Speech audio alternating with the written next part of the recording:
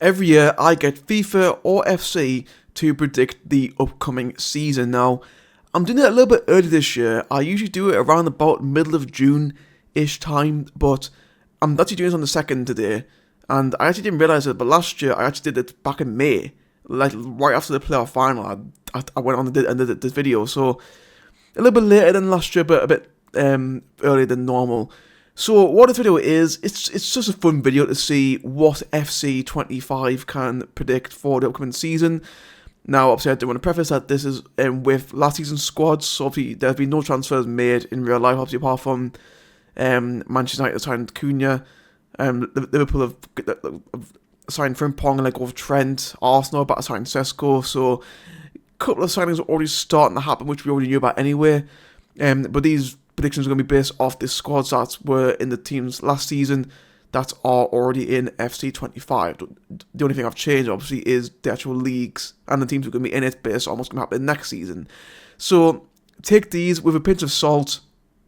I've looked at the predictions already. I'll be very surprised if most of these come off, I'll be honest. But we'll have to wait and see, won't we? So again, it's just a fun video to see what FC25 have come up with. And I'm also going to use this video as an opportunity to just have a look at each team as well, give my overall ideas and what I think they need to do in order to finish where they probably should be aiming to do next season. So, starting off with the bottom three. Now, FC25, I've only predicted one of the new promoted sides to come straight back down. Of course, it is Sunderland. Yeah, I think Sunderland finish bottom is going to be quite a popular prediction in the summer, and for good reason as well, to be honest. Obviously, we weren't in the top three last year. We finished 4th in the Championship. People think that we were lucky to get promoted through the playoffs. You know, people are entitled to their own opinions. But yeah, I think looking at our current squad, it's going to take a lot of money really to make sure that we do survive. Basically, I think right now, obviously before anything's really happened, for me, my hopes going into next season is that, well, 1, we do better than Southampton this year, that's for certain. 2, maybe finish higher than our record points total. So obviously, so now we Sunderland team that got relegated in 2006 now has the 3rd lowest ever points tally, and the team that finished that got relegated in 2003 got the 5th, I think, because I think Villa got fewer points than that team did, but I believe Sheffield United have done that as well. And anyway, it doesn't matter. Basically, our lowest ever points total, which we got in 2006, is now in the 3rd, because Southampton obviously did finish with 12 points last year. So yeah, I think as long as we do better than Southampton last year, that should be enough. And also, you know, a win against Newcastle would be nice as well. Unlikely, yeah, I'll admit, but you know, who knows what will happen next year. The next 2 predictions for the bottom 3, I'm a little bit unsure about, especially with 1. I'll start with Bournemouth, though. Obviously, Bournemouth FC25 thinks they'll finish 19th. I don't think so. I do think Bournemouth probably will be around about the same next year as where they were this year. Now, obviously, they probably should have been in the European places this year. Obviously, the injuries absolutely killed them. So I think this year they probably will be looking to get more numbers in, you know, like proper strength and depth, really. I think Bournemouth will be good next year. I think they'll be around about the same, but I think they'll be closer to Europe than they were this year. Everton, no. I mean, maybe if you asked me this time last year, maybe yeah, I could see Everton get relegated, but no. Moyes came in, and although I doubted Moyes a lot, I doubted him, but he did very well. Obviously, Everton finished the highest they've been in the Premier League for quite a few seasons now. Since they finished as high as 13th, which is crazy to say for Everton. Obviously the first new year in the stadium, which hopefully I'll be able to go to. Everton's the one away there I really want to do it next year, so hopefully we'll be able to do it. But yeah, again, I think Everton, I think next year for Everton, probably top 10 will probably be the aim. I think next year, I think now they're out of that rut of being in the random relegation place. I think now that they've actually had a solid season, would have not been any danger of going down. I think they probably will be looking to go up the table just a little bit more. And now moving into the bottom half, which for the most part isn't too bad actually. It's, you know, a couple of teams in there where I'm like, yeah, I can see them finishing there. We've got a couple which are a little bit outlandish, which I think you can clearly see already what I think they will be. Starting off 17th, they've got Nottingham Forest. Now, I think this summer will be a big indicator to see whether last season was a fluke for Forest, whether it was just a complete freak that they did so well, or whether it's just going to be the start of something special at the City Ground. Obviously, they have got Conference League, which, I think for Forest is very winnable, which I think is the main indicator that, I think we're all expecting the Forest to go on a deep run in a tournament, like, at least semi-finals, depending on who else is in there. But I think 17th is a bit of a stretch. I think they probably will drop off a little bit next season. They might struggle to get top half, but I'll be surprised if they're Forest in a relegation battle. I'll be very surprised. Burnley, they predicted to actually survive, which I think is quite, it's quite brave, bold from FC25. However, one thing I do want to point out though. So Burnley obviously last season were the best defensive team in the Championship. They conceded like very few goals. FC25, I predicted Burnley to concede 84 goals next season. 84 goals they've been predicted to concede next year, which is the most. It's more than Sunderland and Bournemouth. And obviously in this in the simulation that I did, Bournemouth and Sunderland were nowhere near ever. Like Bournemouth and Sunderland were absolutely stinking off the fucking gaff, whereas Everton up to Fulham and 12 were all in a relegation battle together. It was so fucking congested, it was mental. But yeah, they've got Burnley to stay up. Obviously, Burnley have made some of their loan deals permanent, and obviously they've loaned Jadon Anthony, Marcus Edwards have both come in permanently with, I think, solid signings. I'll be curious to see if they can make the step up to the Premier League.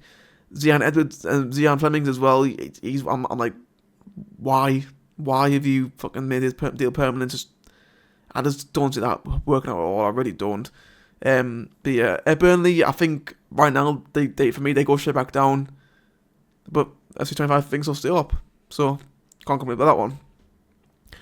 These next two I think are pretty likely to happen, to be honest. Wolves 15, obviously Wolves, obviously they've already lost Cunha. They've got a few more players who are linked to be going out as well, which could hit into a lot. Vitor Pereira, he's not a miracle worker as much as what people probably think he is. Obviously, I think had it been any other year, Wolves would have been relegated. Really, last year had the three promoted clubs not been as bad as the Wolves would have been relegated, I think. So yeah, it's all telling to see what happens at Molineux next season. I think it could be, as of right now, it looks like it could be a pretty tough year for Wolves.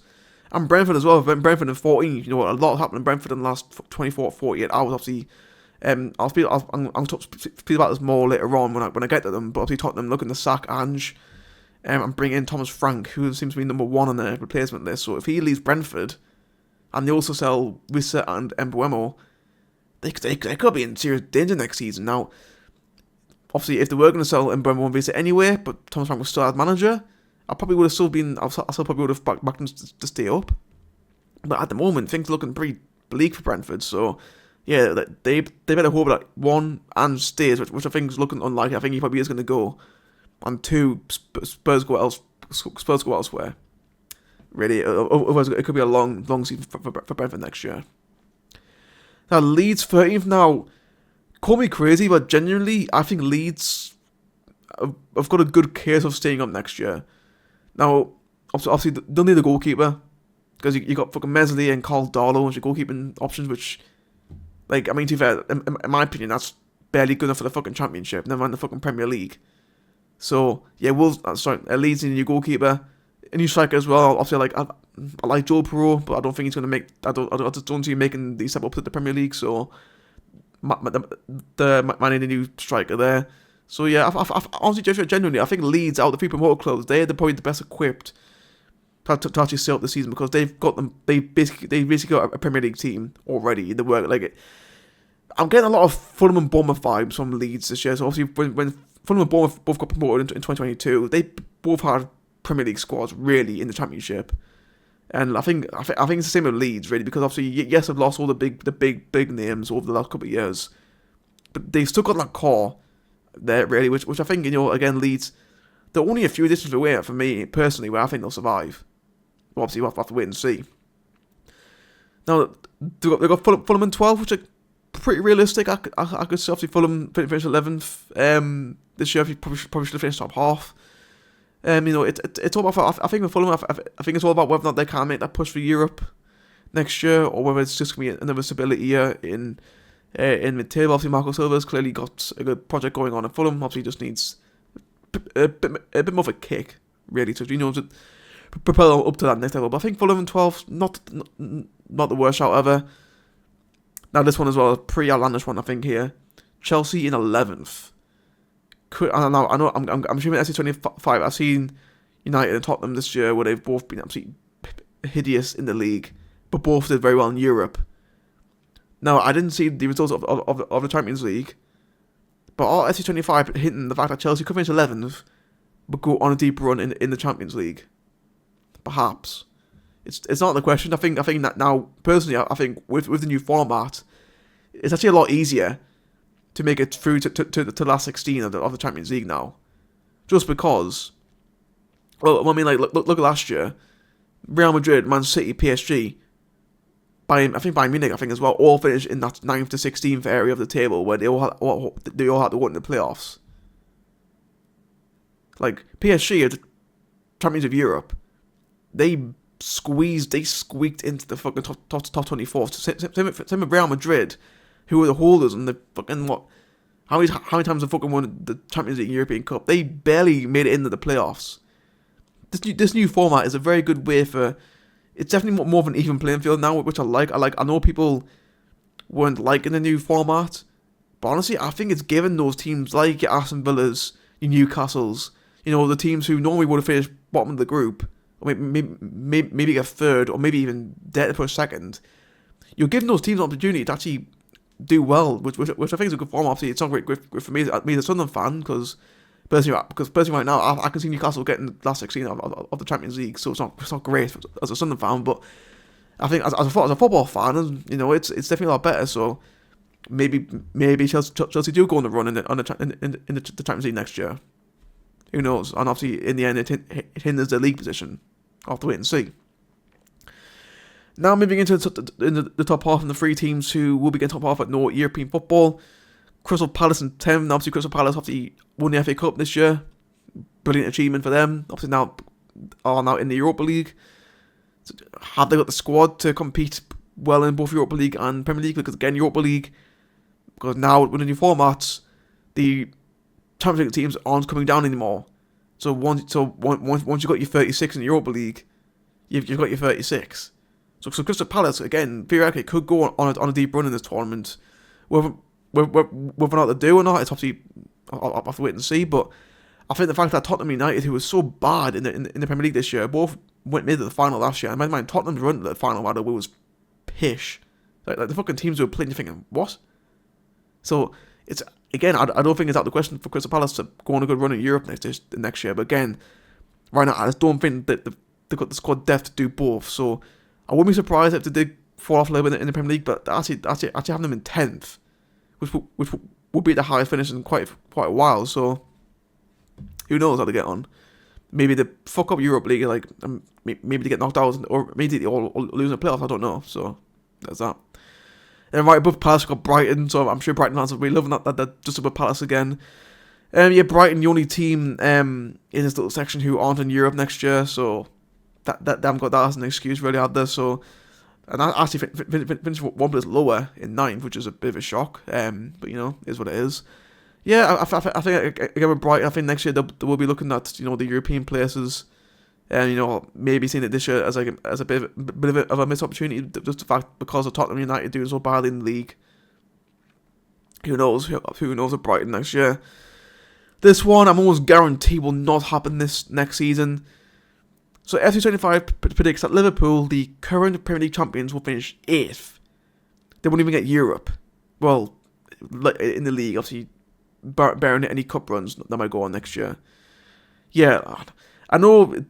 Obviously, everyone's talking about that. The fact that Slots inherited Klopp's team. It still is Klopp's team. Slots has Slots only just made his first proper signing being Frimpong to replace Trent. But I mean, other than that, it looks as though Liverpool are going to have the same team next year. So last year, obviously, they've kept Salah, they kept Van Dijk, so getting them two tied down was pretty crucial. Albeit, in my opinion, I don't think Van Dijk's quite the player he was. I think he is trying to get on a little bit now. But I think it was so important that they keep them too. But yeah, I don't know what SC25 was thinking by putting Liverpool 8th. I really don't. Then moving on to now, I'm going to do this obviously gradually going up the league now. So obviously in the top 7 obviously being the European place. I'm going to go one by one now. So 7th and getting the Conference League spots, according to FC25, will be Manchester United. United, they got a lot of work to do next season, and truthfully, I don't know if they will do well next year. I don't think they will, personally. It was crucial that they won that Europa League final against Spurs, because I think if had Tottenham lost the final, it wouldn't have been as consequential for them.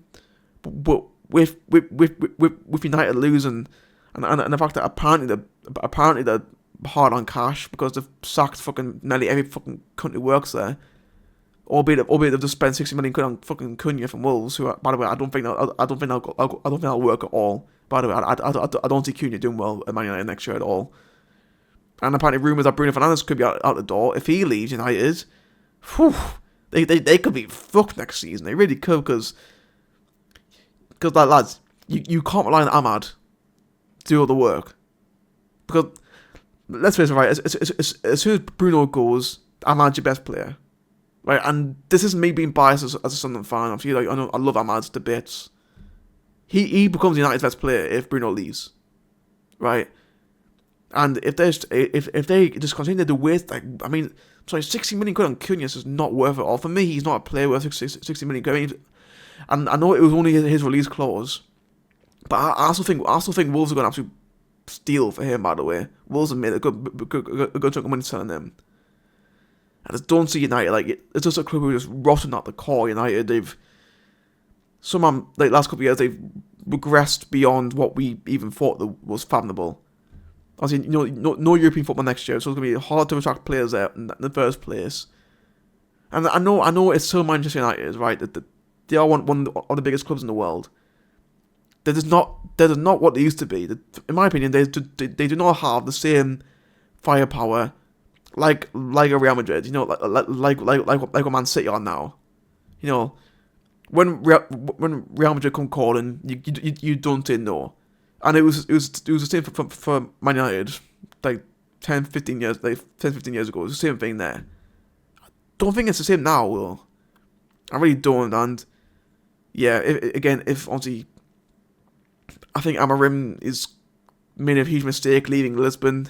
I'll be honest, I don't know what he was thinking. To be honest, I just don't think he's gonna get the support, the patience, the backing to really change this United team into what he wants to do. I just don't see him getting enough time. I'll be surprised if he's the manager in 12 months' time. I really will. Yeah, it's not gonna fit United at all. It really isn't. In 6th, they've gone with Aston Villa, so expect Villa to finish exactly where they were this year. So a bit of a safe prediction, I think, from FC25. Obviously, Villa last year they managed to get 6th despite obviously making the quarterfinals of the Champions League. So I suppose there's no real reason why they can't do it again this year. Obviously, Europa League now Villa are in this year because of that big mistake by Tom Bramall at Old Trafford. Obviously Villa, Martinez has gone now, so they'll need a new goalkeeper. I think Villa, they've just freshened things up a little bit more. And I mean, personally, right now, I think Villa will win the Europa League. I think they'll do it. And I think it's going to have to get to a point in the season where the Villa fans, where Emery and the higher ups think, okay, Premier League or Europa League, which one are we going to focus on? It's important that Villa manage things well. But going off last season, bear in mind they did very well in the Champions League. Obviously, also went in FA Cup semi-finals as well. So they were playing a lot of games last year, Villa, and they managed for the most part. Obviously, they had a bit of a slow start, but they managed to pick things up a little bit towards the end. Why can't they do the same next year? Not a bad prediction at all from FC25 there. This next one, again, I think a little bit weird. They've got West Ham 5th now. Don't be wrong, I think West Ham will do better next year than this year. I think, again, like Wolves, like Spurs, like United, they're very lucky that the 3 promoted clubs were just that bad. Because, again, I think West Ham could be in serious danger of going down last year. Had the relegation battles been done within the first week. But yeah, again, I think West Ham will do better next year. I think Graham Potter will be able to create his own team. I think West Ham probably will give him the money and the time to do so, which I think is important. In order for them to progress. So I think West Ham will probably do a lot better next year. Fifth, also bearing in mind that I've got it down here as a Europa League spot. It could easily be another Champions League spot next year. Who knows? So I'll have to wait and see. Now in fourth, they've gone with Arsenal, which, going back to the old days, like 10 years ago, where Arsenal was known for finishing fourth, so it wasn't too much of an outlandish prediction back then. Nowadays, it's still viable, I suppose, because for me, nothing is screaming out at Arsenal where they are going to actually make a title push this year. I don't see it happening at all. I really don't. I mean, with Arsenal, they need a striker. They desperately need a good striker. And it looks like they're bringing in Sesko, who I think long term is probably not a bad signing at all. I think he could have a good career eventually. But right now, they need a proper proven striker right here, right now. Isak's gone off the market. Now that Newcastle have got top 5, Isak's going to stay there now for this season. Really, the only option out there, in my opinion, who one is affordable as well, is Gyökeres. And it looks like he will leave Sporting. I think that's been made pretty clear. He'll go to Sporting. Can't see him going to Man United, unless Amarim unless Amarim can be a pretty pulling factor, I suppose, to bring him to United. Could he go to Spurs? So Solanke's not exactly pulling up strings. Could he go to Liverpool? Make them have a proper number 9.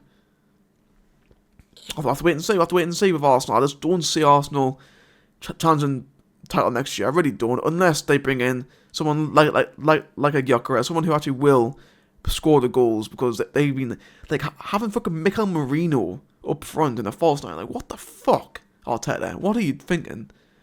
And again, I think I'm not saying Arteta's under pressure, but you're 5 years in now, and you've won one FA Cup, which was with Emery's team back in 2020 during COVID. Other than that, you haven't even made the final since then. You missed the semi-final of the Champions League, where you were fucking beaten by PSG. Obviously not as bad as what Inter got us, but they're still pretty well beaten. You were well beaten by Newcastle in the Carabao Cup semi-finals over the 2 legs. Newcastle absolutely fucking trounced Arsenal, by the way. Which, by the way, Arsenal fans of Arsenal, I still haven't fucking forgiven you for that, by the way. You fucking cretins. You had one fucking job, and you just fucked it. Fuck yous. But yeah, I just don't see Arsenal doing anything next year. I really don't. Again, they need a proper number 9, and Sesko for me just isn't the answer. It really isn't. Next and third, we got Tottenham. A big improvement on last year. And yes, I know they won the Europa League. They finally won a trophy after the first one in like fucking 20 years. I get it. But I mean, I think top 4 is a big ask for Spurs next year. Now again, I would mention briefly, Andrew's looking like he's going to be on his way out, which I think is a shame. Yeah, and yes, I know they were pitiful in the league last year, but I think you can put that down to the fact that Spurs were focused on the Europa League, I think, towards the end. But I think with Spurs, I think they need to sort their fucking defence out. Now you've got a good core for me, Van der Ven and Romero, the good core. Obviously, it'll be important to keep them 2 fit this year, because obviously them 2 both had their injury issues last year. Keeping them 2 fit and having good backup options as well, because fucking Ben Davies at 34, like, come on. That Jagerson guy, I'm not being too impressed by him. Like, Tottenham needed better strength and depth in centre halves. Again, I think Spurs, they need a better than the mine. I know Solanke's just scored about 10 goals. I think he scored last year, but for me, you need someone better than Solanke. I just don't see Solanke being the answer for Spurs. They need again a proper proven striker, someone like a Gyökeres, Yeah, Spurs. I don't see Spurs getting top 4 next year. But who knows? If Thomas Frank comes in, he'll probably sort out the defence. So who knows? But who knows what he can do next year. Second place, FC25 have put Newcastle United to finish second. If Newcastle are in a fucking title race next season, it's gonna be hard as a Sunderland fan to see Newcastle in the title race. It just is. Like, okay, one good thing they've made Champions League, which I think was very important. You know, because I think if it didn't, Isak would have been gone. Guimaraes probably would have maybe been going out the door. Tonali as well. So like, your three best players already out the door a little bit there with Newcastle. But I think now that they have got Champions League, you know, they can afford to spend a little bit more money this year as well. For me, I think it probably could do with another centre half because, you know, Botman's fucking made of glass. Fabian Schär's is not good enough for where you want to be now, and Dan Burn isn't getting any younger. So yeah, I think Newcastle definitely need. I think they need a new defence. Desperately, obviously, fucking Trippier is getting on a bit as well. You know, like Livermentals can't do two jobs at once and full backs. You know, you'll need some more defensive options as well. Anthony Gordon didn't have a very good season this year. I think, you know, he'll have to get his fucking finger out. I think with Newcastle being in the Champions League, he might do that. But yeah, I think he had a very off season last season. But one thing that did strike me about Newcastle, and this is me being biased as a Sunderland fan or whatever, but I noticed as soon as Isak was out injured, they just fucking fell apart. Like those last two games against Arsenal and Everton, they were fucking terrible. They were so poor. And so if he's not fully at it this year, but he is probably the best striker in the league behind Erling Haaland. You know, I'll admit that. If he's not fully fit this season, bear in mind Newcastle also struggling in Champions League again this year. Obviously last year they didn't have any European football, which I think helped them out in the end. So I think keeping Isak fit, the main one, keeping Guimaraes and Tonali as well, I think is important. Sorting out the defence as well, it's going to be a bit main one as well.